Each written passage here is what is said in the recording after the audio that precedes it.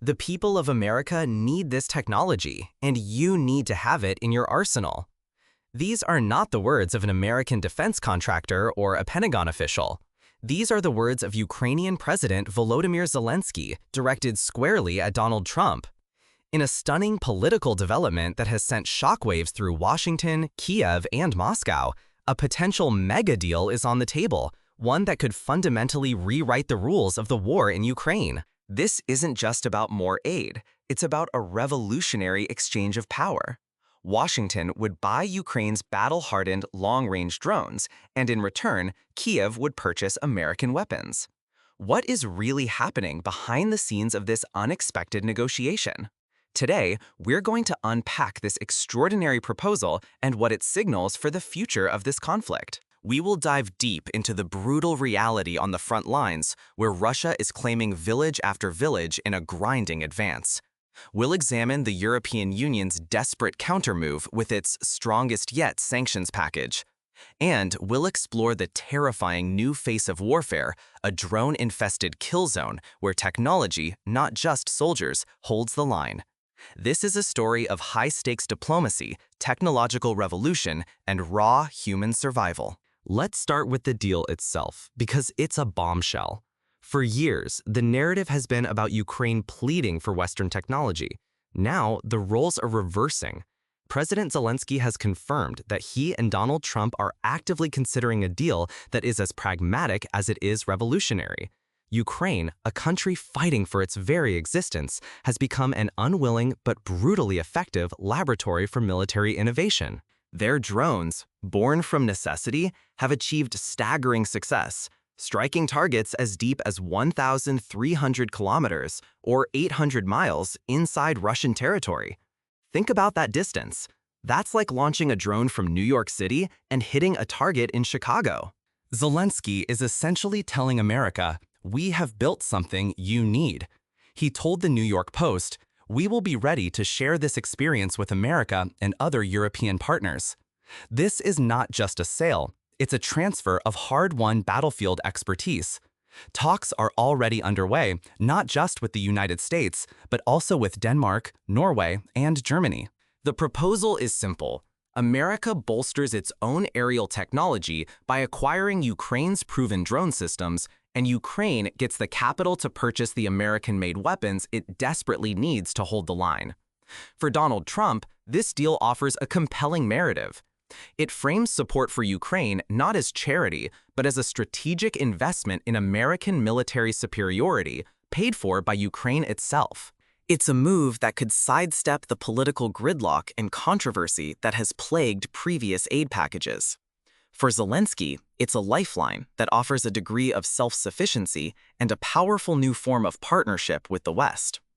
It's a recognition that Ukraine is no longer just a recipient of aid, but a valuable strategic partner with unique, cutting-edge technology to offer. This drone megadeal, if it comes to fruition, could represent one of the most significant pivots in the entire three-year conflict. But while these high-level talks offer a glimmer of future hope, the present reality on the 1,000-kilometer front line is relentlessly grim. As diplomats and politicians discuss the future of warfare, Russian troops are engaged in a brutal, grinding advance in the present. The Russian Defense Ministry recently made a bold claim that its forces have taken control of 3 more villages in 3 different parts of Ukraine. These are not just dots on a map. They represent strategic footholds in a war of inches.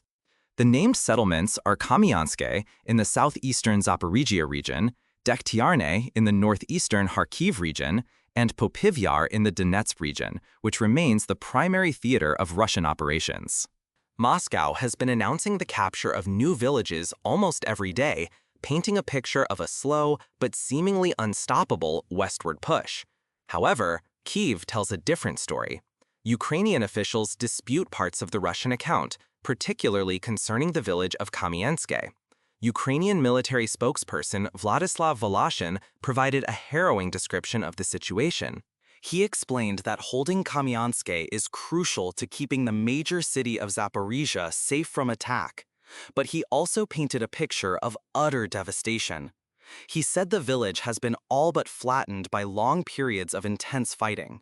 According to him, Ukrainian forces have actually moved out of the destroyed settlement, using it as a kill box. They allow small groups of Russian troops to periodically venture into the ruins, only to be systematically attacked and eliminated. The Russians cannot go into the village and hold it, Voloshin stated bluntly. There is not a single dwelling left intact, not a single wall left standing, nothing to hold, nothing to enable you to take cover.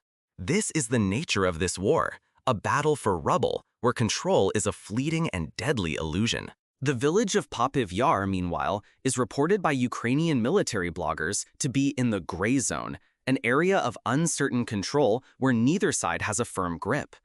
This is the brutal contrast at the heart of the conflict.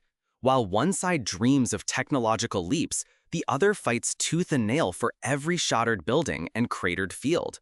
So how is Ukraine, despite this immense pressure, still holding on? According to its commanders, the answer flies in the sky.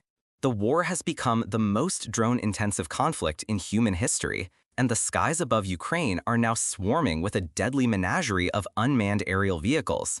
There are kamikaze drones, surveillance drones, bomber drones, and even anti-drone drones designed to hunt their own kind. A weary Ukrainian platoon commander, evacuated from the front, described the transformed nature of modern warfare in stark terms. These numerous, cheap, and lethal machines are what Kyiv believes is the primary reason it can withstand the advancing Russian forces. Ukrainian soldiers now refer to the roughly 10-kilometer corridor on either side of the official contact line as the kill zone. Within this zone, any movement is spotted almost instantly by a drone, and an attack follows within minutes. Targets are spotted and neutralized with terrifying efficiency by both sides. This is the experience that Zelensky wants to sell to America. It's a battle space where a soldier's greatest enemy might not be the man in the trench opposite him, but the silent, unseen buzzing of a propeller high above. Ukrainian commanders are unequivocal. They believe drones are the only thing keeping the Russian army at bay right now. The ability to see everything, to strike anywhere within that zone at a moment's notice, has fundamentally slowed Russia's advance and turned conventional assaults into suicide missions. The sheer scale of this drone warfare is mind-boggling, transforming traditional military strategy on a daily basis. If you're finding this deep dive into the realities of modern combat fascinating, hit that like button to let us know you appreciate this kind of detailed analysis. It's a chilling glimpse into the future of conflict, a future that is happening right now in the fields and skies of Ukraine. As the battlefield evolves, so does the economic war.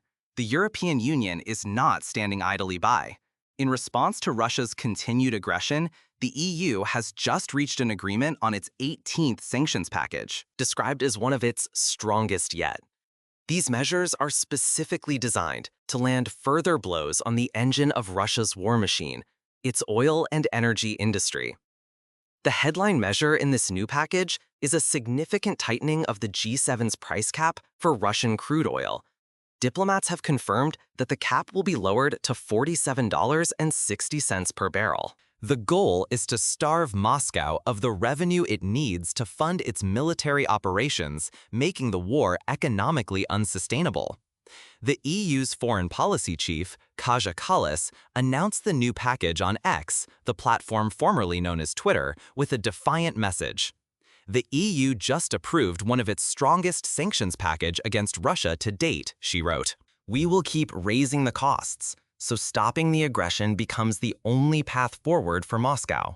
This represents the other major front of the war, a relentless campaign of economic pressure aimed at crippling Russia from within. While drones and missiles dominate the physical battlefield, these financial weapons are wielded in the boardrooms and parliaments of Europe. Each sanction a calculated strike against the Kremlin's ability to wage war. It's a long game, a war of economic attrition running in parallel to the war of physical exhaustion on the front lines. While drones may be the new kings of the battlefield, the demand for more traditional, yet highly advanced, air defense systems has never been greater. Russia continues to launch mass drone and missile attacks on Ukrainian cities, and for that, Ukraine needs a shield. That shield is the Patriot air defense system. In a significant development, NATO's top military commander has confirmed that preparations are underway to quickly transfer additional Patriot systems to Ukraine. General Grinkiewicz, speaking at a conference in Germany, said, "Preparations are underway. We are working very closely with the Germans on the Patriot transfer. The guidance that I have been given has been to move out as quickly as possible. This urgency is palpable." The United States has committed to sending an undisclosed number of these advanced systems to Kyiv, with the funding for this crucial transfer coming from the European Union. This highlights the multinational effort to keep Ukraine's skies protected. The Patriot system is the gold standard for shooting down ballistic missiles, cruise missiles, and advanced aircraft. For Ukraine, every new Patriot battery is a guardian for a city, a power plant, or a critical military facility. This defensive race runs parallel to the offensive drone developments. As Ukraine hones its ability to strike deep into Russia, it must also reinforce its defenses against Russia's retaliatory aerial bombardments. This was underscored by a recent report from Russia's defense ministry, which claimed its air defenses destroyed 73 Ukrainian drones in a single night, including 3 that were allegedly heading for Moscow. The report led to the temporary suspension of operations at 3 major Moscow airports, Domodedovo, Zhukovsky, and Vnukovo. It's a constant, high-stakes technological duel, a deadly game of cat and mouse played out in the skies over 2 nations. To manage this incredibly complex, multi-front war, Ukraine has also reshuffled its leadership. A new government has been formed, led by the newly appointed Prime Minister, Yulia Svyridenko. Her immediate priorities signal a nation digging in for a long, technologically driven conflict. Upon her appointment by Parliament, Ms. Svyridenko announced that her government would launch a full audit of public finances to achieve real savings, and that large-scale privatizations should be accelerated. On the social media platform X, she was clear about her focus. War leaves no room for delay. We must act swiftly and decisively. Our priorities for the first 6 months are clear: reliable supply for the army, expansion of domestic weapons production, and boosting the technological strength of our defense forces. This is a government built for war. The new cabinet structure reflects these priorities. Svyridenko herself is an economist who has led talks with the United States on investment. Mikhailo Fedorov, the first deputy prime minister, is in charge of digital transformation and has been instrumental in developing military tech through state-backed private sector projects, the very projects creating the drones Trump may now buy. Denis Shmyhal, the former prime minister, is now the defense minister, overseeing a merged ministry that controls around 36% of the nation's GDP spent on defense. His responsibilities include ramping up domestic weapon production and managing international arms cooperation.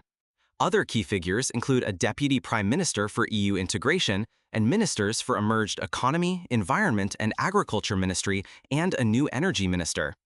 This is a government re-engineered to maximize military output, streamline logistics, and integrate further with its Western partners, all while fighting a war for national survival. This toughening stance from the West and Ukraine's growing technological prowess have not gone unnoticed in Moscow.